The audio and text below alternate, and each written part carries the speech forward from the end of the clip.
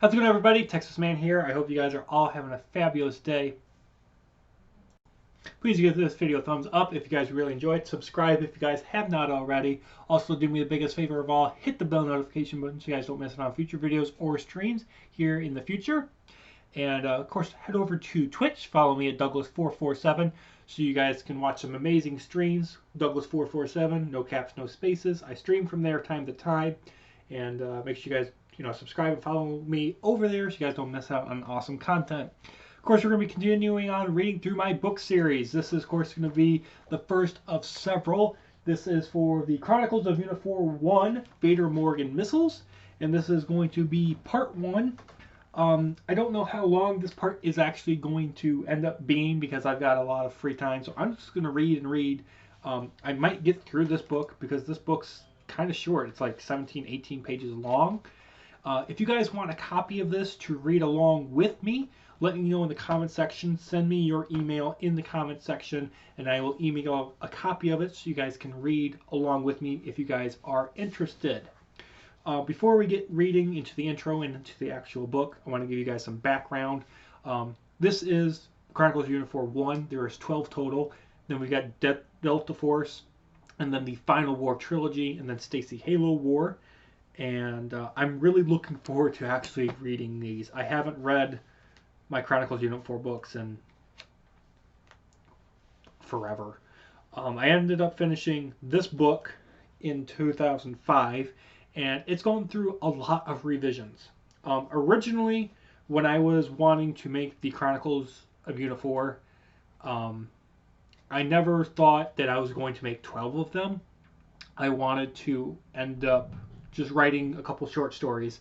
And all of my books, especially the Unit 4 series, are from dreams that I ended up having. I never had a real roadmap, to be honest with you guys. And I had to have a lot of support from a lot of my middle school and high school teachers to help me make it into what it is. I've had a lot of friends from work, friends from church, and family members that are like, why don't you do this instead? It'll make it a little better. And I've just had a lot of inspiration, a lot of passion and whatnot from a lot of friends and family. And for those of you who know who you are, I want to say for a fact, thank you for all your love and support and patience helping me craft this in a way that I thought would be the best way. And I appreciate your guys' all love and feedback and helping me craft these books. So, first of all, there was never supposed to be a Chronicles Unit 4. I just ended up writing it as Unit 4. And then the Chronicles Unit 4 is actually the first 4 books I wrote put into one book. And then when we get to the Chronicles Unit 4 2, the Galaxy War, that was divided into 6 parts. And I smashed it into one book. And then I had a lot of friends and family members and like, why don't you keep going?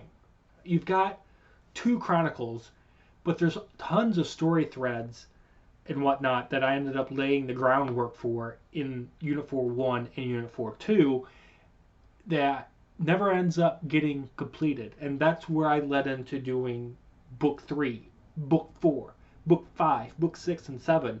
And when I got to the end of Book 7, I really wanted to actually just stop there, because when we end up getting to the end of Chronicles of Unit 4 7, the Golden Lightsaber, to me it ended it. And then everyone's like, no, we want more, we want more. So I ended up doing 8, 9, 10, and 11, and 12. And then everyone's like, Avengers just came out. Why don't you do something similar? And I'm like, yeah, no, I'm going to do some other things. And so once I finished Chronicles Unit 4 12, The Final Duel, I moved on to writing other books like Delta Force, The Island Trilogy, the Digital Doom Chronicles, which we just finished. And I didn't want to do an Avengers thing. And then I thought, you know what? I've got all these other books. I've got the Island Trilogy. I've got RMG, Stacy, Digital Doom Chronicles, Nightmare Room, the Chronicles Unit 4. Why don't I just do an Avengers thing? And that's what's going to lead into the Final War Trilogy, which I ended up writing in 2013 and 2014. And I just had a blast. This is a passion project. Now, A lot of people, I'm sure by now at the time of me recording this video and it coming out here on my channel, I'm sure a lot of people are like, why haven't you published these? Chronicles Unit 4 especially. Well, first of all, I end up using a lot of other people's source material as inspiration. You're going to see a lot of things from Star Wars and hear a lot of things from Star Wars. I mean, the Chronicles Unit 4, the subtitle is Vader, Morg, and missiles. There's even Death Star. Everyone has like a E11 blaster, and lightsabers are used constantly instead of swords because I think metal swords are just boring. Lightsabers are awesome. There's going to be tons of other stuff throughout the show. Throughout my books that are inspired by Lord of the Rings, Chronicles of Narnia, and things like that. And it's just not going to be possible for me to ever find a publisher that's going to be like, yeah, this will make perfect logical sense.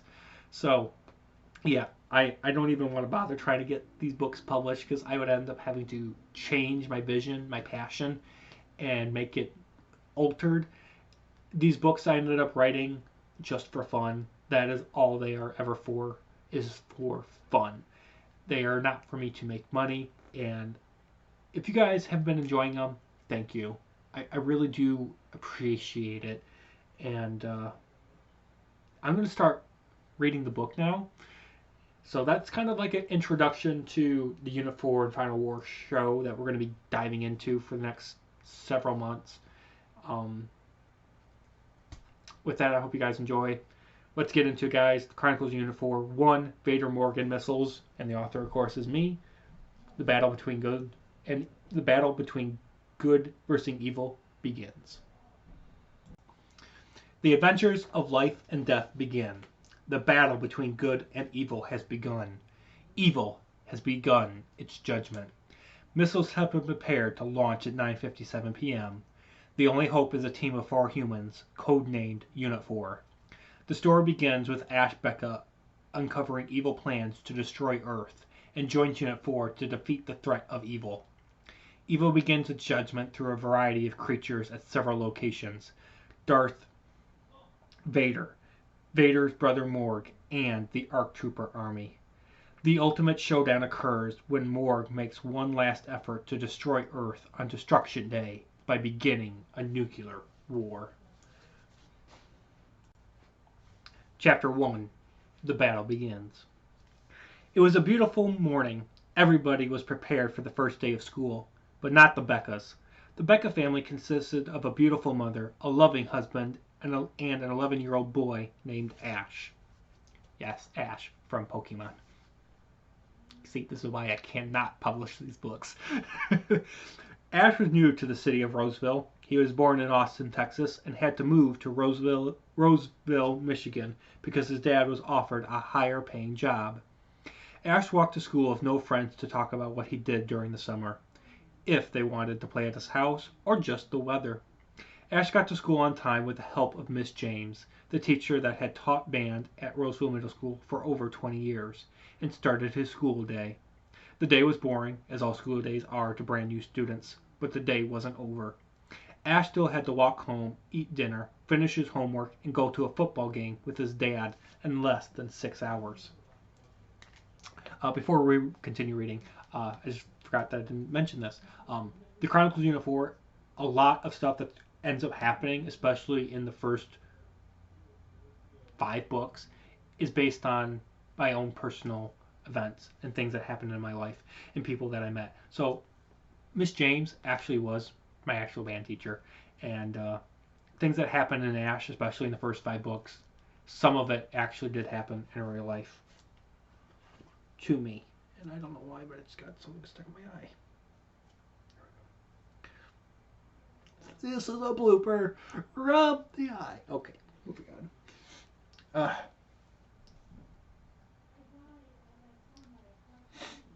Oh, there we go. Okay. Ash ran home, only to find out that his mom and dad were missing. There was no note saying where they were going, yet there was a broken window inside of Ash's bedroom. Ash thought that someone stole jewels or money. His parents fought the invaders, and were taken away by the thief. That thought would not come true because of the fact there was nothing out of place. Nothing was pushed, moved, broken, or the fact that was most unusual to Ash was only his bedroom window was smashed. Ash called the police and told absolutely everything to them. Within minutes, the police and FBI arrived with shotguns, machine guns, and much more. What shocked Ash was that the officers and agents were surrounding the house. Ash didn't remember telling the police on the phone that he was a hostage or anything. "Come out of the house with your hands up, or else we'll come inside and kill you," said one of the officers. Ash came out of the house, was arrested by the FBI, and was put into a special FBI car. When the car was being driven to FBI, when the car was being driven to FBI, I can't say FBI. When the car was being driven to FBI headquarters, there we go, the agents tried to get Ash to tell them what he saw before the police arrived. Ash told the FBI agents all he knew was that his parents were missing and that he had a broken window in his bedroom. One of the agents began to speak to Ash. "Ash, we know that your parents have been missing since 1 p.m., said the agent. "You've been spying on my family?" asked Ash. "Yes, and for good reason," said the agent. "We know where they are and who has taken them," continued the agent. "Who and where are they?" asked Ash in a panic. The agent told him that they were at the main water tower, about 20 miles away from their current position, and the person holding them hostage was known as Darth Vader. "I want to go there this minute. And who is Darth Vader?" asked Ash. The agent told the driver to go to the water tower and began to inform Ash who Darth Vader was. "Darth Vader is a skilled evil person with the control of an ARC Trooper army and has a weapon called a lightsaber," said the agent. "The ARC Trooper army and Darth Vader is a group of rebels that have been trying to take over Earth for years," said the agent.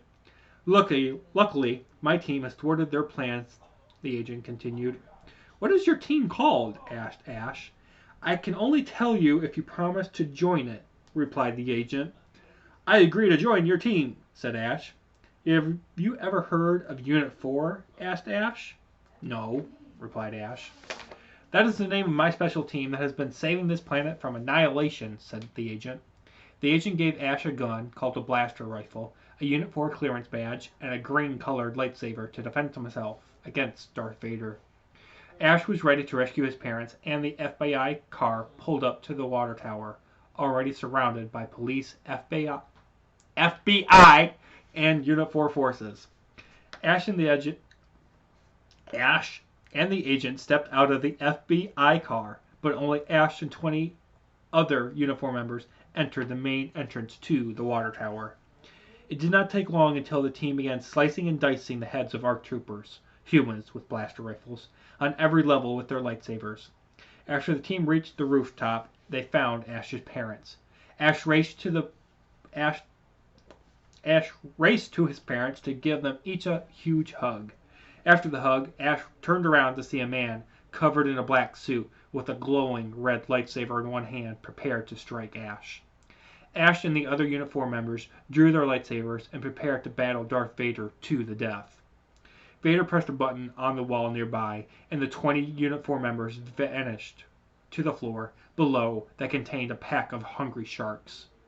Ash was the only one left to battle Vader, but he still fought hard. The duel between Ash and Vader lasted only a minute before Vader stopped attacking Ash. This is only the beginning of the battle that will unleash evil judgment upon this planet, said Vader, before disappearing from Ash's sight. Ash and his parents got to the emergency room and the agent that hired Ash. Ash's parents were sent to the hospital for a couple of days, and Ash breathed. Ash was doing okay for only being an 11-year-old using a lightsaber. Ash told the agent that Vader told him. Whoa, what? Ash told the agent what Vader told him, yet the agent had something to tell Ash as well. "Ash, my name is Tom, and I'm your older brother," said the agent. "You can't be my brother," said Ash. It took Ash a great deal of time to reason with Tom, but once he believed Tom was his brother, he had one final thing to ask Tom. I take it this encounter means the fight has just begun, said Ash. Yes, and this fight is not going to take long to become a war and eventually the final duel, said Ash. Ash and Tom were at home, waiting for a call from the hospital, allowing the boys to pick up their parents. Finally, at 3 a.m., the hospital called saying that their parents were being driven to the house and would arrive within the hour. The boys jumped to joy, knowing their parents were coming home at last, and in a way were not happy because they would have to explain what happened at the water tower. The doorbell rang around 4 a.m., and Ash opened the door to see his parents on the other side of the doorway. May we explain what happened 2 days ago? Asked Ash. Yes, replied Mr. Becca. The boys explained everything about Vader, the ARC Trooper Army, and that Ash had joined Unit 4. After the conversation ended, the boys went to bed, knowing their mom would call the school and inform them that Ash was sick. This would allow Ash to have the next day to save the world from Darth Vader. Tom promised Ash that tomorrow he would allow Ash to see the 337 base, Unit 4's secret base located underwater in Roseville, Michigan. Unit 4, Tom and Ash wake up. It's 8 a.m. Unit 4, smack. Tom, did you just shut off your alarm clock? Asked Ash. Yes, because I have to leave here no later than 9:45 a.m. for the 337 base, replied Tom. Ash reminded Tom of his promise yesterday, allowing Ash to finally see where his brother had been living for the past 10 years. Tom and Ash completed the required list. The list included eating breakfast, brushing his teeth, combing his hair, making his bed, and much more.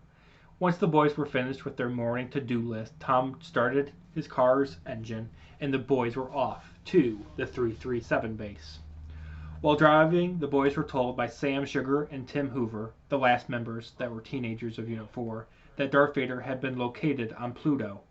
He placed a bomb into Pluto's core, said Sam on Tom's cell phone. You can't allow the bomb to go off, or else the remains will make their way to Earth, said Tim. Send the NST-T-14, Unit 4 spaceship, to King's Pizza, said Tom. When Ash and Tom arrived at King's Pizza, they loaded the NST-14 and launched the ship to travel to Pluto. Finally, after a 2-hour journey, Tom and Ash arrived at Pluto. When the boys arrived, they loaded up with food and supplies to prepare for anything, even Vader. The boys also did not need to put on breathing suits because Pluto has oxygen and other gases required for humans to be able to breathe.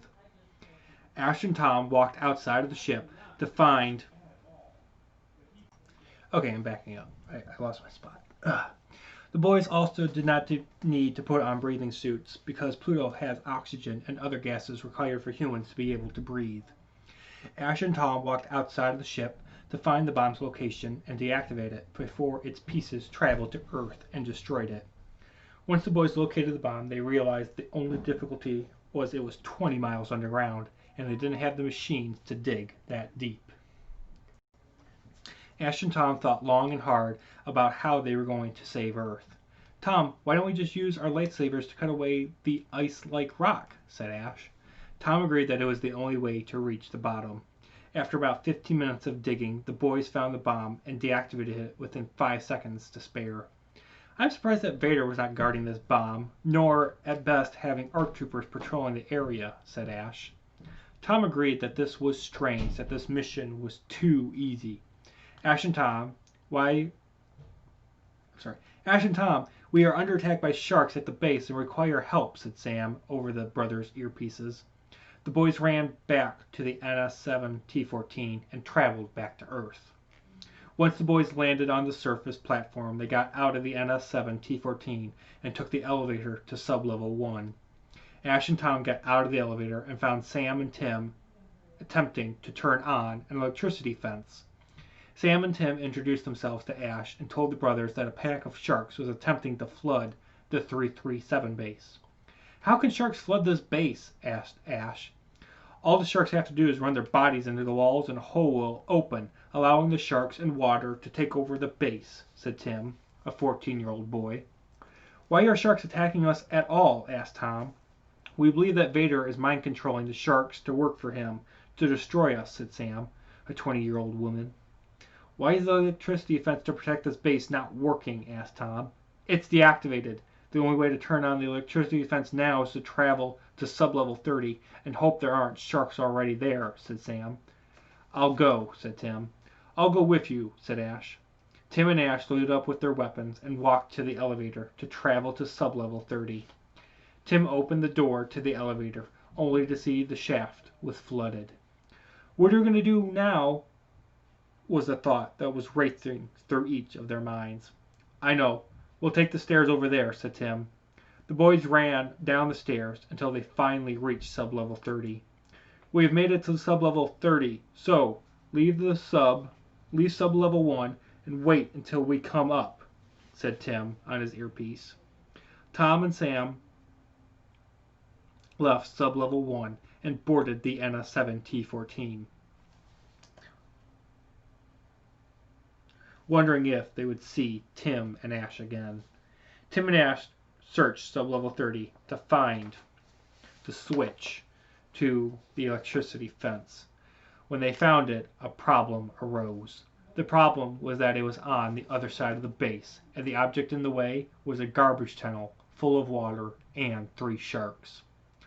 Tim jumped onto the side platform, reached for the switch, and flipped it, but it didn't work. Tim jumped back onto the main area where Ash was standing, and at the same time, a shark grabbed Tim's legs and pulled him into the water.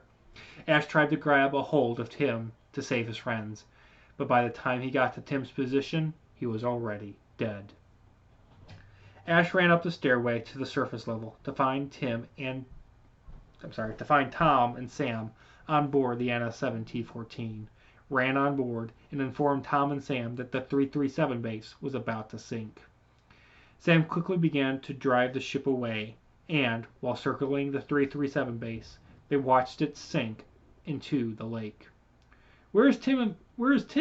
Asked Tom. Tim died attempting to turn on the electricity fence that never worked, replied Ash. 2 weeks later.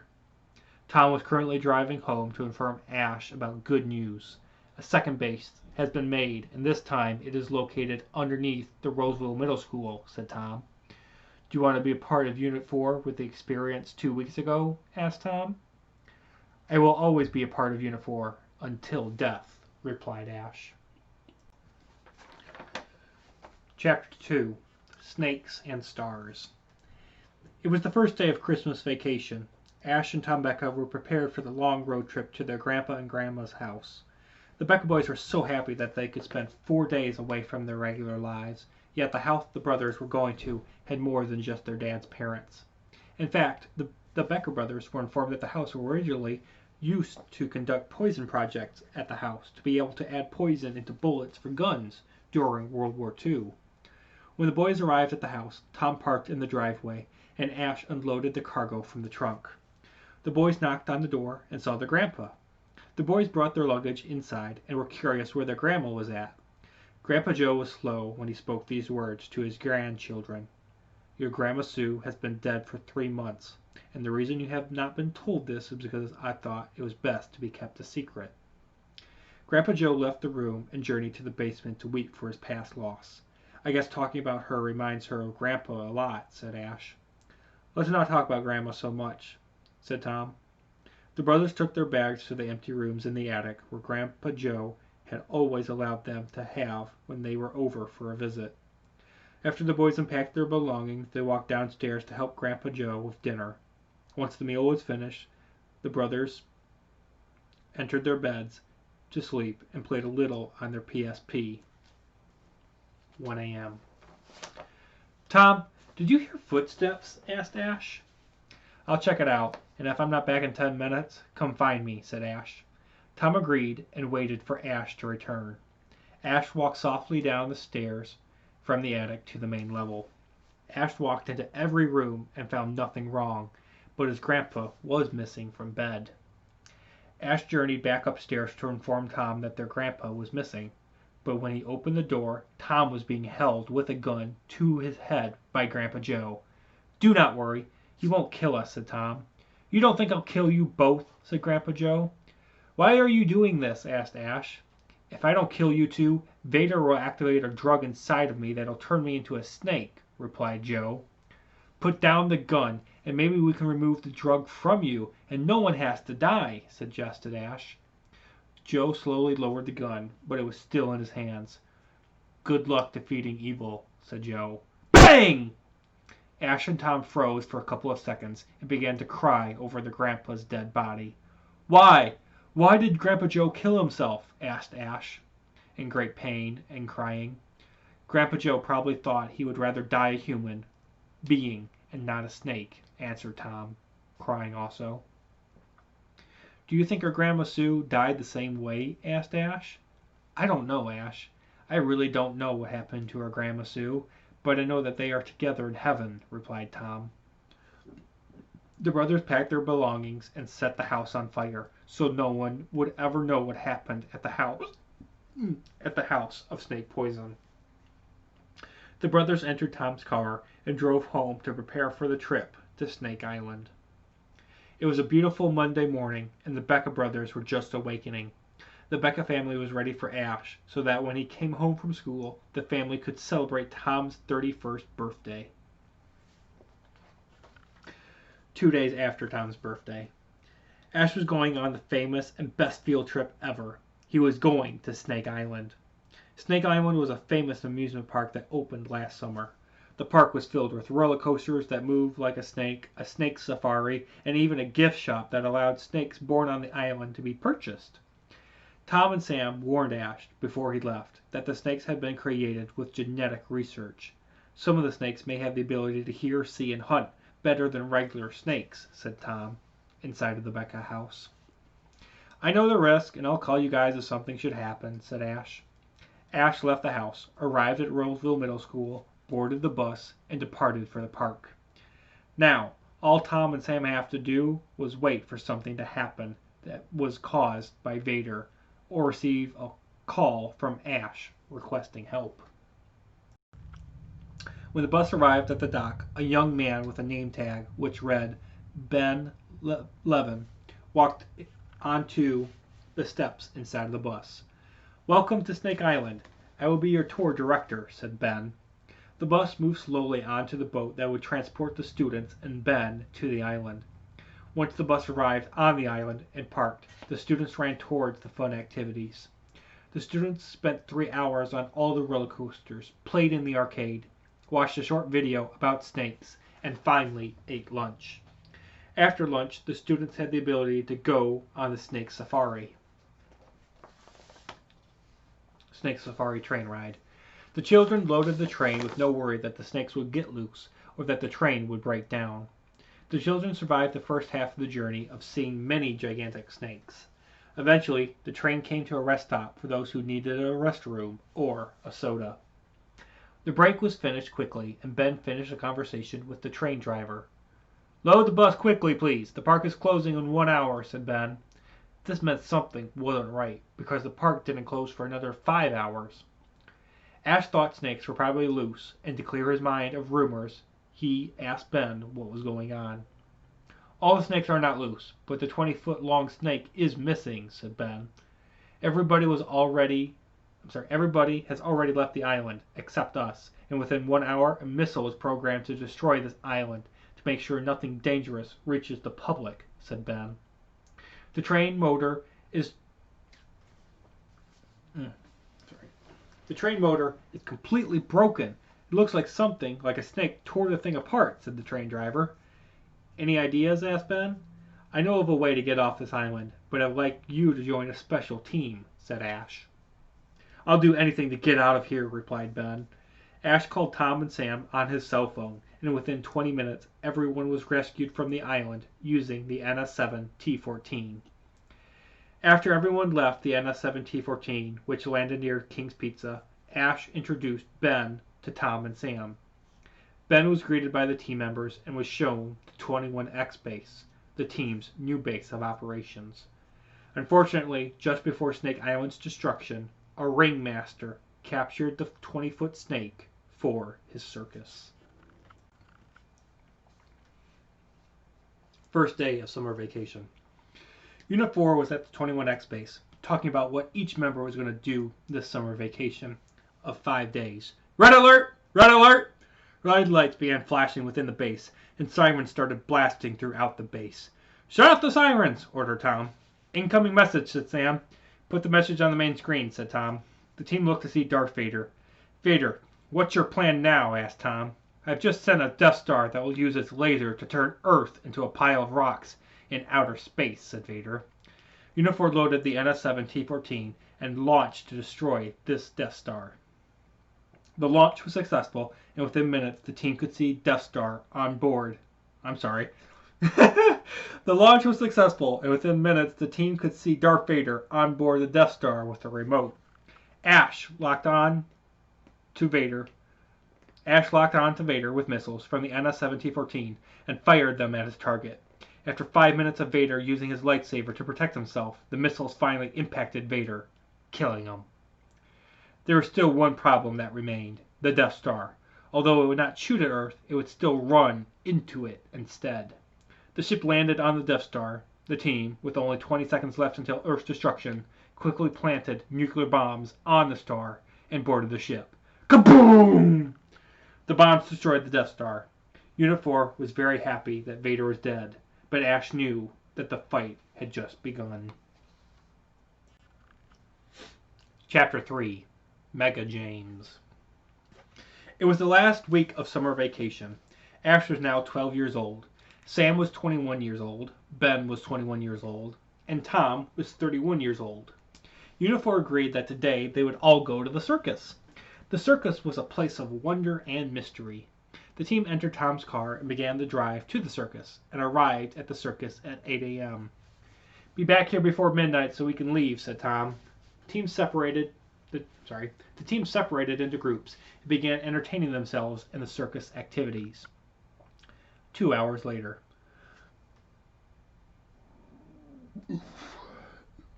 Ladies and gentlemen, said the ringmaster, the person that captured a snake from Snake Island. I will now have a snake unleashed, and I can't not talk today. I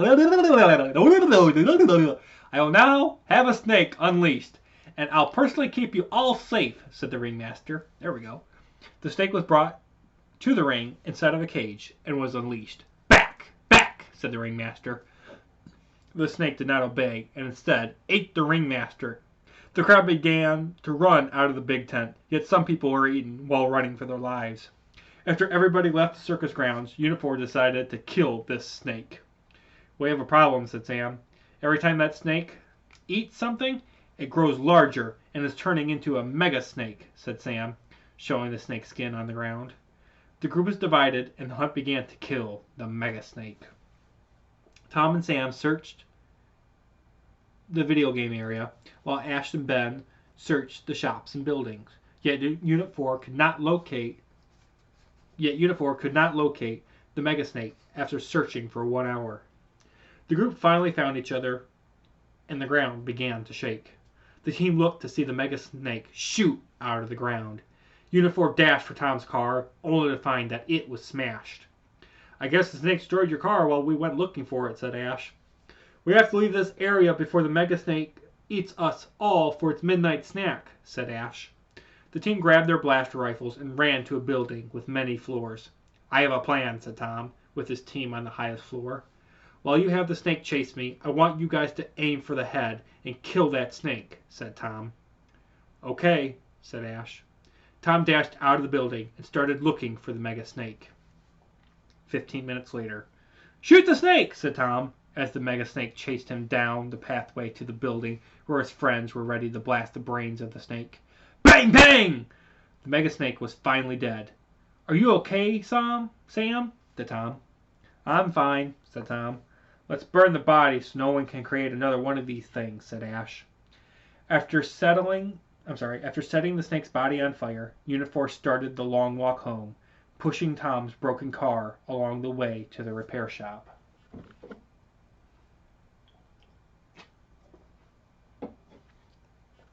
Days later. It was the first day of the new school year. Ashbecca had to walk to school, because his brother had his car smashed by a mega snake at the circus, and his parents were already at work before he woke up. Ash was told that his brother would have the car in a couple of days when the repairman called the house. Ash walked to math class and did his regular work. After first hour ended, Ash walked to his second hour class, also known as band class, which was taught by Miss James. Miss James had helped Ash arrive to school on time his first year because he either missed the bus or lost track of time when he had to walk to school. Miss James was a great teacher on the subject of musical instruments. I lost my spot. Miss James was a great teacher on the subject of musical instruments, but when Ash saw Miss James today, there was something different. She didn't walk the same way, or even at the same rate as she would usually. Miss James also talked differently to everybody, but mostly to Ash. These differences in Miss James made Ash consider having Unit 4 spy on her to make sure Miss James was not an evil leader sent to kill Ash. Ash finished the school day and got on board the bus to take him home. When Ash arrived at his house, he found that his parents had left to do some shopping. Ash called Tom at the 21X base and told him that he believed that Miss James might be another evil leader or was working for one. "I'll have Sam and Ben spy on her," said Tom. After talking with Tom, Ash began his homework.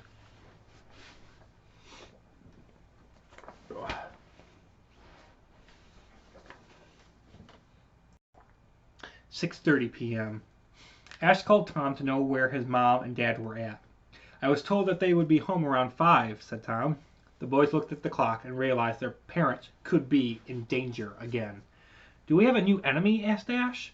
"I've been receiving reports of Darth Vader's brother seeking revenge because of his recent death," said Tom. 8:30 p.m. Tom left the 21X base and was now at home waiting for his parents to return. Suddenly, a knock was made on the house door. "There is someone at the door," said Ash. Tom opened the door to see his mom and dad. The boys questioned their parents until they finally told them why they were so late. "A man captured us, eventually released us, and told us that if we told about whom Miss James," said Ash's father, unable to finish the sentence. "What?" asked Tom. "The man will kill all the people inside of the 21X base if we were to tell you whom Miss James really is," said Ash's mother. "Who would know about Unit 4, the 21X base, and that Miss James has a secret?" said Ash. "I know who captured you and told you this information," said Tom. "I believe that Darth Vader's brother wants revenge and can be the only person that knows Unit 4 so well," said Tom. "What is his name?" asked Ash's dad. "His name is Morg," said Tom. The next day, the Beckers woke up knowing that another evil leader of the ARC Trooper army was preparing to attack Unit 4. "Sam and Ben will be checking on you every hour when you're in school or on the school grounds," said Tom to Ash before leaving the school. Ash was happy that he was being protected while finding out the secret about Miss James. Ash made it appear that he was doing his regular routine at school until Miss James called for Ash to come to her classroom and leave his math class. Mrs. Strong allowed Ash to leave her classroom once he was given his homework. Ash left the math class and walked to Mrs. James' classroom, yet Miss James and her first hour students were missing.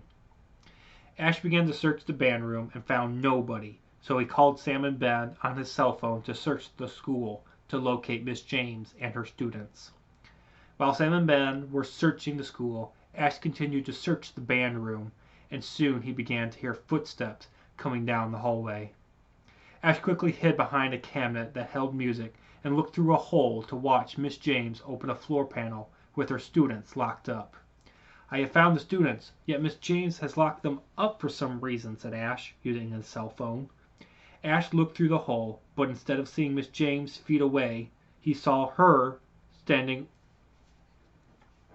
No, that's wrong. Ash looked through the hole, but instead of seeing Miss James' feet away, he saw her standing saw... Ash looked through the hole, but instead of seeing Miss James feet away, he saw her standing over top of Ash. Miss James grabbed Ash and threw him into a brick wall, making him unable to move. There we go.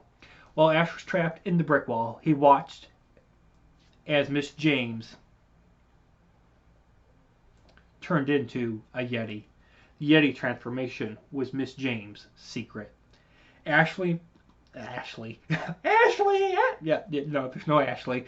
Ash finally broke out of the brick wall and loaded his pistol to defend himself from the Yeti.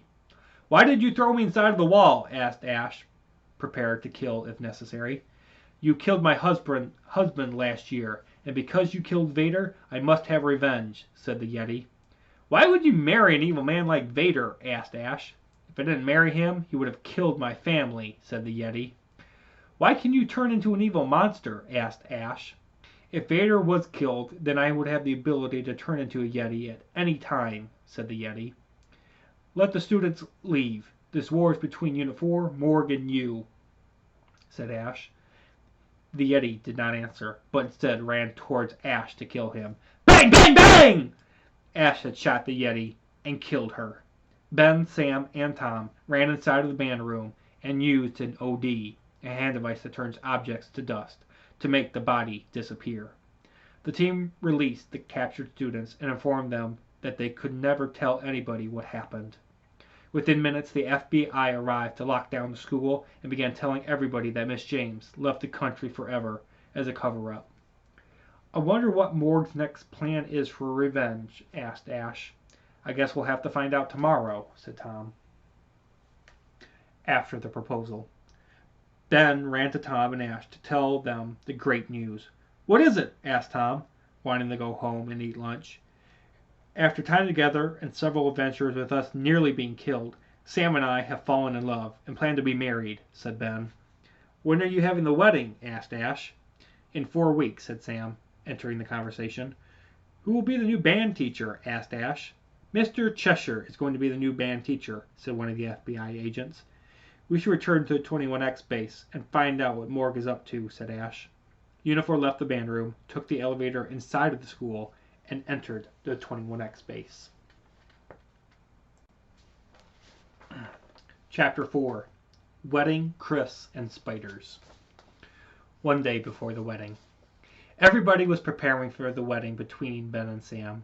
The location of the wedding was Cornerstone Baptist Church because they had been going there ever since they were born. 5 hours before the wedding. Unifor was at the 21X base and prepared to leave for church. "Red alert! Red alert!" "What is it?" asked Ben. "The nuclear missile has been sent to destroy the White House," replied Ash, looking at a screen. The team loaded the NS-7 T-14 to warn the president and possibly stop the nuclear missile. The ship landed in front of the White House, and everyone ran inside to warn the president of the coming danger.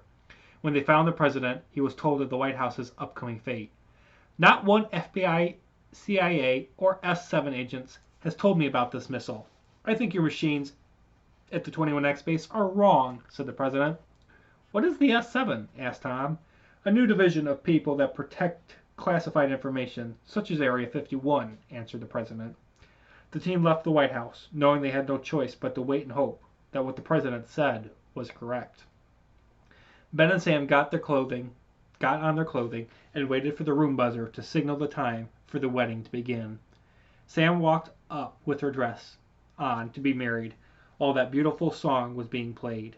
The pastor did his normal speech and questions, and within 10 minutes the two people became husband and wife. 10 minutes after Ben and Sam kissed, Ash and Tom walked up to the couple, telling them the good and bad news. "I'm going to inform everyone what has just happened," said Ash. "Ladies and gentlemen, please listen. I have some news to share with all of you," said Ash. "Ben and Sam are being given a month-long vacation," said Ash. Everyone clapped because the world found out about Unifor's operations last summer and the commitment to becoming a member because of the president. "I also have some bad news. Not one protection agency stopped a nuclear missile from the White House's complete annihilation," said Ash. Though Unifor informed the president, President Andrew Livingston, along with numerous others, died less than 30 minutes ago, said Ash. Unifor joined hands and agreed that Ash and Tom would locate the one responsible for this act of war, while Ben and Sam went on their honeymoon. Many days later, Ash was watching television at his house and saw something very odd on the news. Chris Toy, a former killer known by Unifor, was now the President of the United States. Ash called Tom to let him know who the new president was. Tom was speechless to know that a person that tried to kill Unifor was the president. "Who is Chris Toy?" asked Ash. "Chris tried to make President Andrew shut down Unifor after the team had only been in operation for 2 weeks," said Tom. "Why would anyone want to shut down or stop Unifor from protecting Earth?" asked Ash. "I thought Vader was the only person that wanted to shut down the Unifor program, and now Morg," continued Ash. "I just hope that Chris doesn't try to kill us now, especially since he has the power to do so," said Tom. "Beep! The locator has found the missile launch area that destroyed the White House," said Tom, inside of the 21X base. "Where is it?" asked Ash. "At the Becca house." "Locator says the missile came from an island," said Tom. "Yet the NS-17-14 can't land there because of missile and laser towers in defense mode on the island," said Tom. "Let's take Dad's boat," said Ash. 2 hours later, Tom and Ash arrived at the Roseville dock after the long drive in Tom's new Cadillac. The brothers loaded their stuff on the boat, and within minutes the team members were off to find out who killed former President Andrew. 2 hours later, Tom and Ash arrived at the Roseville dock after the long drive in Tom's new Cadillac. The brothers loaded their stuff on the boat, and within minutes the team members were off to find out who killed former President Andrew. 3 hours later, Tom and Ash docked the boat off the shore and put on their scuba gear to swim underwater to the island without being spotted by possible ARC troopers. Once the boys got on the island, they took off their scuba gear and grabbed their weapons from a pocket to begin the hunt.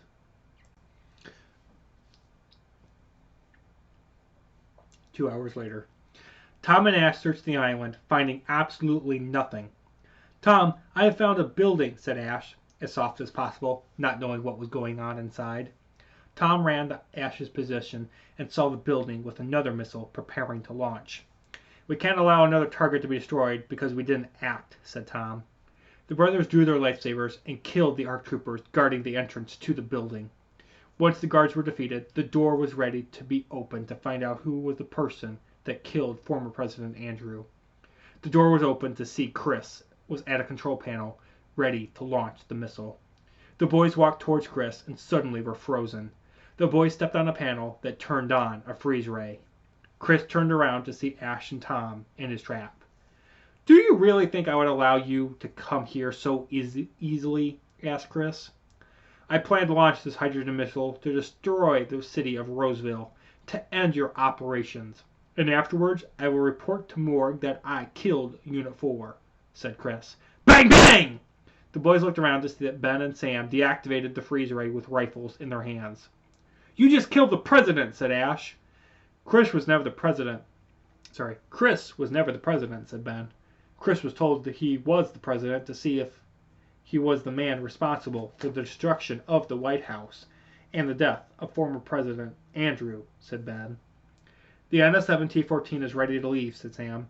60 seconds to missile launch, said the computer. Unifor ran over to the control panel to realize Chris set the missile on auto launch. The team looked at the panel to realize that a 5-letter word was required to stop the launch. 30 seconds to launch, said the computer.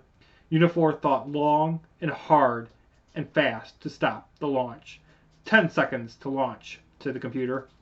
"Type in Chris," said Ash. Sam typed the word Chris into the computer with hope that it would stop the launch. 5, 4, 3, 2, missile launch canceled, said the computer. Unifor left the island and journeyed back to the 21X base. "Who is going to be the official new president?" asked Ash. "The new president is going to be Ted Ginger," said Ben. "Sam and I would like that month-long vacation now," said Ben. "I thought that vacation started days ago," said Tom. During the past couple of days, we've been working with the FBI to hunt down and gun down Chris, said Ben. Okay, said Tom. So Chris really wanted to kill us? Asked Ash. I guess so, but in the end he failed, as will Morg also, said Tom. Weeks later. The Becca family had just returned from a camping trip. Ben and Sam were still on their vacation for another day. The Becca boys unloaded their bags and got dinner going. While watching TV, Ash saw that a NASA spaceship crashed on the moon on a return mission to Earth from the space station near Mars. Ash called the family to inform them of the event, while Tom told Ash to prepare to leave the house. The boys left the house, entered the 21X base, and boarded the NS-7 T-14. The spaceship was carrying a spider the size of a house, and we are to kill it, said Tom. What do you and I have to do if it is in outer space? Asked Ash. The spider can breathe in space, and its only weak spot is its head, said Tom. 2 hours later. Tom and Ash arrived on the moon, got on their gear and weapons to hunt down the space spider. 10 minutes passed, and the brothers finally located the ship that was so smashed up that anything inside of it had to be dead. Tom and Ash opened the main entrance to see all the people on board dead, and the spider missing from its cage. Tom and Ash slowly turned around to see the spider towering over them with its mouth wide and open, preparing to eat the humans. Ash grabbed a nearby steel pole and ran towards the spider. Ash drove it into the spider's head and moved away as it crashed to the ground. The boys returned home and found Ben and Sam there. Do you want to leave Unit 4? Asked Tom. We would rather die defending Earth from evil than die together living a life with no adventures, said Ben. Unit 4 joined arms and declared that they would defeat Morg and his ARC Trooper army very soon. Alright guys, I'm going to end this video here, and I will see you guys for, let's see, what do we got left? We got Chapter 5, and Chapter 6 left. Yeah, I'm going to end this read-through, so we're going to end with the fact that Part 2 will pick up with Chapter 5. I hope you guys all enjoyed the video. I know it was much longer than normal, but I hope you guys all enjoyed it, and I'll see you guys in the next one.